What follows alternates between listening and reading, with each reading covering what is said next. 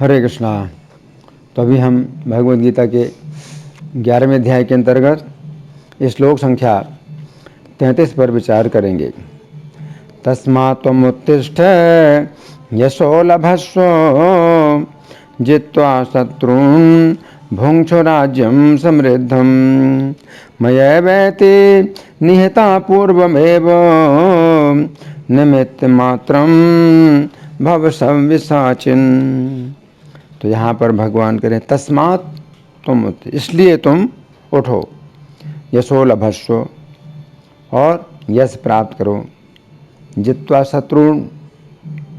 शत्रुओं को जीतकर, भुङ्क्ष्व राज्यम समृद्धम, समृद्ध राज्य को भोगो, मया एव एते, तो मेरे ही द्वारा ये सब निहता मारे गए हैं, पूर्व में पहले से ही, निमित्त मात्रम, तुम निमित्त मात्र भवो बनो, तुम निमित्त मात्र बनो, सव्यसाचिन, तुम बाएं हाथ से भी बाण चला सकते हो। अब हम सुनेंगे प्रभुपाद तात्पर्य में क्या लिखते हैं। श्रील प्रभुपाद की जय। सव्यसाची का अर्थ है वह जो युद्ध भूमि में अत्यंत कौशल के साथ तीर छोड़ सके। इस प्रकार अर्जुन को एक पटु योद्धा के रूप में संबोधित किया गया है, जो अपने शत्रुओं को तीर से मारकर मौत के घाट उतार सकता है। निमित्त मात्रम, केवल कारण मात्र, ये शब्द भी अत्यंत महत्वपूर्ण है। संसार भगवान के इच्छानुसार गतिमान है। अल्पज्ञ पुरुष सोचते हैं कि ये प्रकृति बिना किसी योजना के गतिशील है और सारी सृष्टि आकस्मिक है। ऐसे अनेक तथाकथित विज्ञानी हैं जो यह सुझाव रखते हैं कि संभवतया ऐसा था या ऐसा हो सकता है, किंतु इस प्रकार के शायद या हो सकता है का प्रश्न ही नहीं उठता है। प्रकृति द्वारा विशेष योजना संचालित की जा रही है। ये योजना क्या है? ये विराट जगत बद्ध जीवों के लिए भगवान के धाम वापस जाने के लिए सुअवसर, सुयोग है। जब तक उनकी प्रवृत्ति प्रकृति के ऊपर प्रभुत्व स्थापित करने की रहती है, तब तक वे बद्ध रहते हैं। किंतु जो कोई भी परमेश्वर की इस योजना यानी इच्छा को समझ लेता है और कृष्ण भावनामृत का अनुशीलन करता है, वह परम बुद्धिमान है। दृश्य जगत की उत्पत्ति तथा उसका संहार ईश्वर की परम अध्यक्षता में होता है। इस प्रकार कुरुक्षेत्र का युद्ध ईश्वर की योजना के अनुसार लड़ा गया। अर्जुन युद्ध करने से मना कर रहे थे, किंतु उन्हें बताया गया कि परमेश्वर की इच्छानुसार उन्हें लड़ना होगा, तभी वे सुखी होंगे। यदि कोई कृष्ण भावनामृत से पूरित हो और उसका जीवन भगवान की दिव्य सेवा में अर्पित हो, तो समझो कि वह कृतार्थ है। तो यहाँ प्रभुपाद का तात्पर्य पूरा हुआ। अब हम सुनेंगे श्री भगवान ने कहा में इस श्लोक की कैसी व्याख्या हुई है। पिछले श्लोक में श्री कृष्ण ने कहा था कि अर्जुन यदि युद्ध ना करें तो भी शत्रु सेना के जितने योद्धा हैं वे नहीं बचेंगे। उस समय अर्जुन के मन में शंका हुई कि यदि मेरे युद्ध ना करने पर भी शत्रु सेना के योद्धा नहीं रहेंगे तो फिर मुझे क्या करना चाहिए? मैं युद्ध करूं अथवा युद्ध ना करूं? अंतर्यामी होने के कारण श्री कृष्ण अर्जुन की शंका को समझ गए। अतः उन्होंने इस श्लोक में अर्जुन से कहा है कि वे युद्ध करें तथा राज और यश की प्राप्ति करें। इस श्लोक में श्री कृष्ण की दो अत्यंत महत्वपूर्ण शिक्षाएं हैं, जिनकी हम क्रमपूर्वक चर्चा करेंगे। पहली शिक्षा क्या है? इस श्लोक की प्रथम दो पंक्तियों के शब्द हैं तस्मात् त्वम उत्तिष्ठ यशः लभस्व जित्वा शत्रून् भुङ्क्ष्व राज्यं समृद्धम, अर्थात इसलिए तुम उठो तथा यश प्राप्त करो, शत्रुओं को जीतकर समृद्ध राज्य को भोगो। तो यहाँ पर श्री कृष्ण कह रहे हैं कि हे अर्जुन, तुम उठो तथा यश प्राप्त करो। तो यहाँ पर श्री कृष्ण सर्वप्रथम जिस शब्द का प्रयोग कर रहे हैं वो शब्द है तस्मात्। तस्मात् शब्द का अर्थ है इसलिए शब्द का प्रयोग उस समय किया जाता है जिस समय पहले कही हुई बात से कोई निष्कर्ष निकाला जाता है। श्री कृष्ण ने पिछले श्लोक में अर्जुन से कहा था यदि अर्जुन युद्ध ना करें तो भी विपक्षी दल के योद्धा मारे जाएंगे। अब यहाँ पर श्री कृष्ण कह रहे हैं यदि ऐसी बात है तो हे अर्जुन तुम्हें केवल खड़ा होना है तथा यश प्राप्त करना है। तो यहाँ पर श्री कृष्ण कह रहे हैं कि हे अर्जुन तुम खड़े हो तथा यश प्राप्त करो। गर्ग संहिता के अश्वमेध खंड के अंतर्गत अध्याय संख्या 7 में वर्णन आता है कि एक बार महाराज उग्रसेन ने श्री कृष्ण से कहा हे श्री कृष्ण मेरे पुत्र कंस ने हजारों निरपराध बालकों को अपने पक्षी असुरों द्वारा मरवाया था, अतः उस पापी को मोक्ष कैसे प्राप्त होगा। इसके अतिरिक्त मैं उसका पिता हूँ, इस कारण मुझे भी उसके पाप लगे हैं। ऐसी स्थिति में मैं अपने पुत्र कंस को पापों से छुड़ाने के लिए तथा मैं स्वयं पापों से छूटने के लिए अश्वमेध यज्ञ करना चाहता हूँ। इति उस समय श्री कृष्ण ने कहा हे राजन चूँकि कंस मेरे हाथों से मरा था अतः वह वैकुंठ में मेरा स्वरूप धारण करके निवास करता है। इसी प्रकार मेरा दर्शन करके आप भी निष्पाप हो गए हैं, अतः आपको अपने पुत्र कंस के लिए अथवा अपने लिए कुछ भी करने की आवश्यकता नहीं है। तथापि हे राजन आप अपना यश फैलाने के लिए अश्वमेध यज्ञ कीजिए। इति श्री कृष्ण की इस बात से पता चलता है कि श्री कृष्ण अपने भक्तों को यश देना चाहते हैं। चूँकि श्री कृष्ण के भक्त श्री कृष्ण के प्रति पूर्ण समर्पित होते हैं अतः उनका जो भी यश होता है वह श्री कृष्ण का ही यश होता है। तो यहाँ पर श्री कृष्ण कह रहे हैं कि हे अर्जुन तुम खड़े हो तथा यश प्राप्त करो। चैतन्य चरितामृत मध्य लीला के अंतर्गत अध्याय संख्या 8 में वर्णन आता है कि श्री चैतन्य ने जिस समय रामानंद राय से पूछा कि सबसे बड़ा यश क्या है, उस समय रामानंद राय ने उत्तर दिया कि श्री कृष्ण का भक्त बनना सबसे बड़ा यश है। उक्त अध्याय की प्यार संख्या 246 के तात्पर्य में श्रील प्रभुपाद लिखते हैं श्री कृष्ण का भक्त बनना तथा कृष्ण भावनामृत में कार्य करना ही किसी जीव के लिए सर्वोच्च यश प्राप्त करना है। इस भौतिक जगत में हर व्यक्ति प्रचुर भोग संपत्ति एकत्र करके अथवा बैंकों में पैसा जमा करके यश प्राप्त करना चाहता है, किंतु इस प्रकार का यश नश्वर है। इति गरुड़ पुराण में कहा गया है कि श्री कृष्ण का भक्त बनने से जो यश प्राप्त होता है वह यश ब्रह्मा तथा महादेव का पद प्राप्त होने से भी नहीं मिलता है। तो यहाँ पर श्री कृष्ण कह रहे हैं कि हे अर्जुन तुम शत्रुओं को जीतो। यहाँ पर समझने की बात यह है कि अर्जुन मोह के कारण जिन लोगों को अपना शत्रु नहीं समझ रहे हैं बल्कि उन्हें अपना कुटुंबी समझ रहे हैं उन्हें श्री कृष्ण शत्रु कह रहे हैं। तो यहाँ पर श्री कृष्ण का अर्जुन के लिए ये संकेत है कि हे अर्जुन तुम मोह के कारण जिन्हें अपना शत्रु ना समझकर अपना कुटुंबी समझ रहे हो वे वास्तव में तुम्हारे शत्रु हैं। यदि उन्होंने तुम्हारे साथ सदा अन्याय का ही व्यवहार किया है तथा यदि तुम सभी पांडव मेरे भक्त हो तो मेरे भक्तों से शत्रुता करने के कारण वे मेरे शत्रु हैं। चूँकि मैं धर्म की स्थापना के लिए ही अवतरित हुआ हूँ अतः उन शत्रुओं को जीतने का अर्थ है अधर्म को जीतना। तुम्हारी यदि विजय होगी तो धर्म की ही विजय मानी जाएगी। तो यहाँ पर श्री कृष्ण कह रहे हैं कि हे अर्जुन तुम समृद्ध राज्य को भोगो। यद्यपि श्री कृष्ण के भक्त भौतिक भोगों के प्रति आसक्त नहीं होते हैं परंतु श्री कृष्ण ऐसे भक्तों को भौतिक भोग प्रदान करते हैं। इन भोगों के बीच में रहकर भी भक्त भोगों में लिप्त नहीं होते हैं, वे श्री कृष्ण की ही सेवा में आनंद प्राप्त करते हैं। परंतु श्री कृष्ण संसार को दिखाना चाहते हैं कि उनके भक्तों को सभी प्रकार के सुख प्राप्त होते हैं। श्री कृष्ण अपने भक्तों को भोग प्रदान कर सुख का अनुभव करते हैं।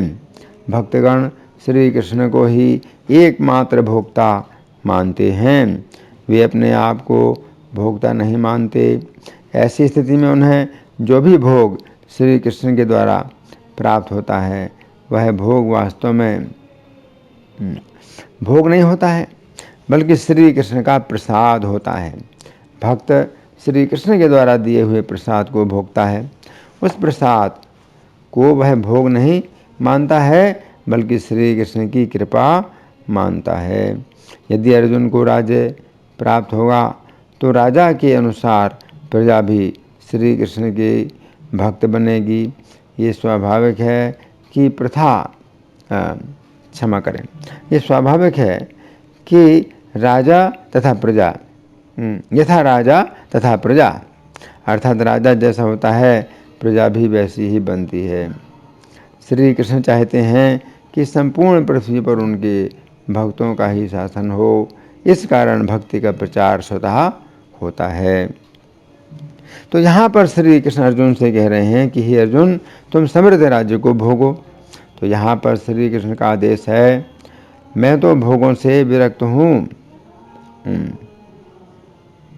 क्षमा करें। तो यहाँ पर श्री कृष्ण का आदेश है। यदि अर्जुन कहते हैं कि हे श्री कृष्ण, मैं भोगों को भोगना नहीं चाहता हूँ, मैं तो भोगों से विरक्त हूँ, तो ऐसी स्थिति में अर्जुन का ये अहंकार माना जाएगा। गीता 18:59 में श्री कृष्ण अर्जुन से कहते हैं कि हे अर्जुन, यदि तुम अहंकार के कारण सोचते हो कि तुम युद्ध नहीं करना चाहते हो तो तुम्हारा ये विचार मिथ्या है।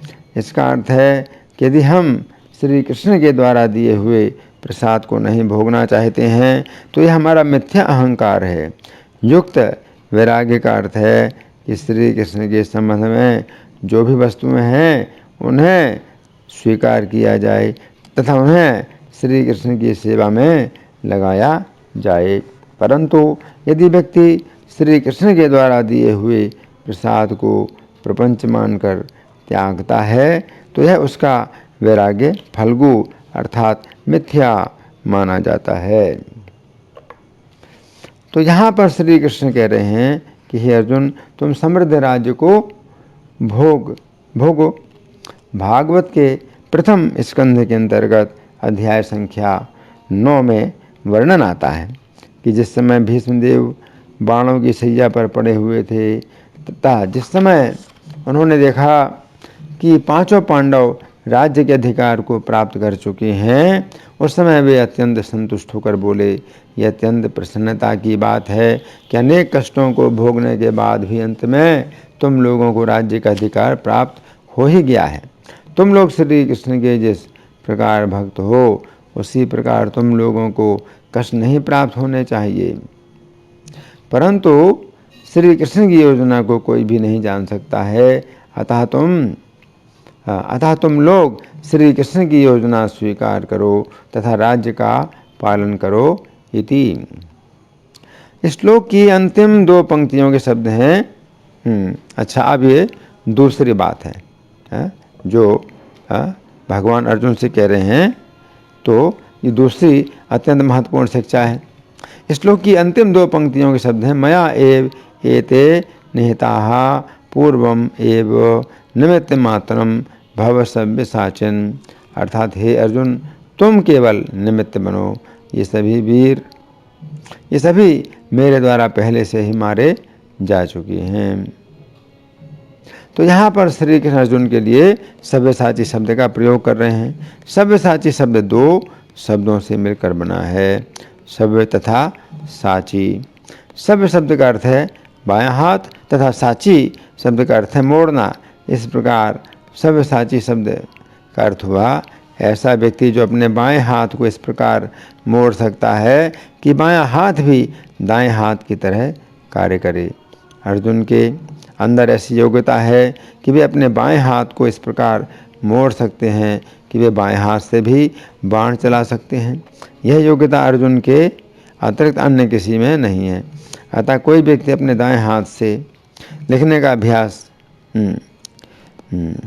होता है, यदि किसी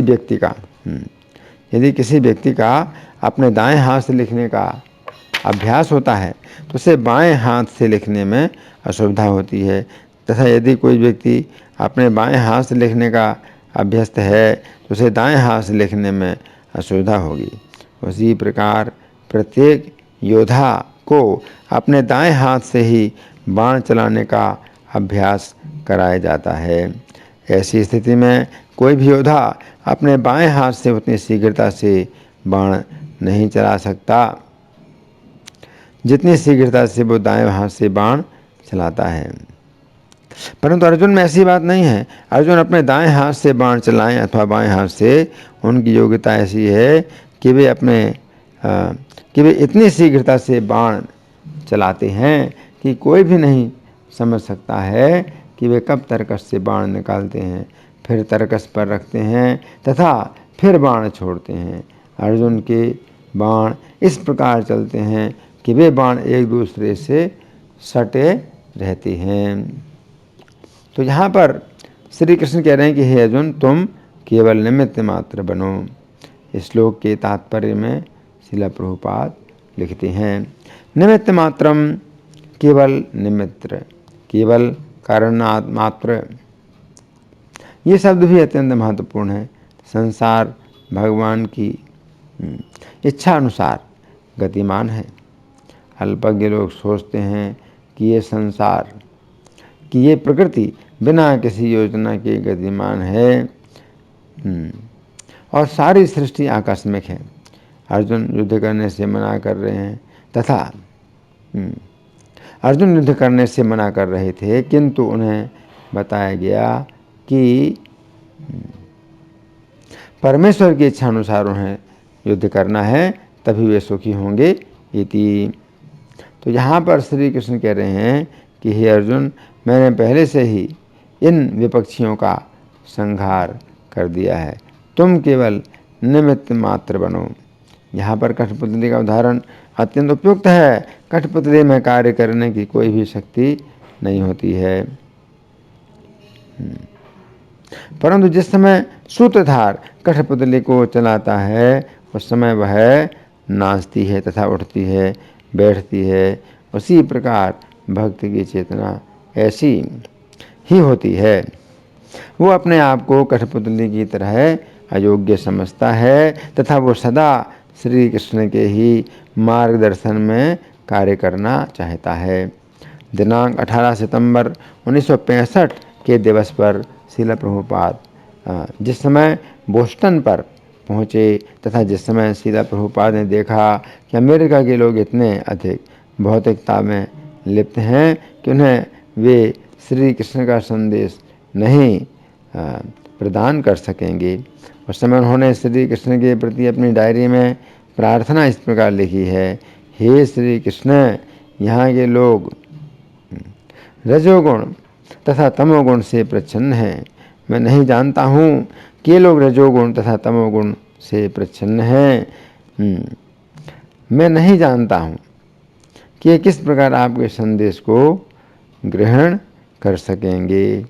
मैं आपके हाथ की कठपुतली जैसा हूँ, अतः यदि आप मुझे नहीं नचाने के लिए लाए हैं तो मुझे अपनी इच्छा के अनुसार नचाइए। इस प्रकार श्री कृष्ण ने श्रील प्रभुपाद को इस प्रकार नचाया कि संपूर्ण विश्व में कृष्ण भावनामृत का प्रचार, संपूर्ण विश्व में कृष्ण भावनामृत का प्रचार हुआ।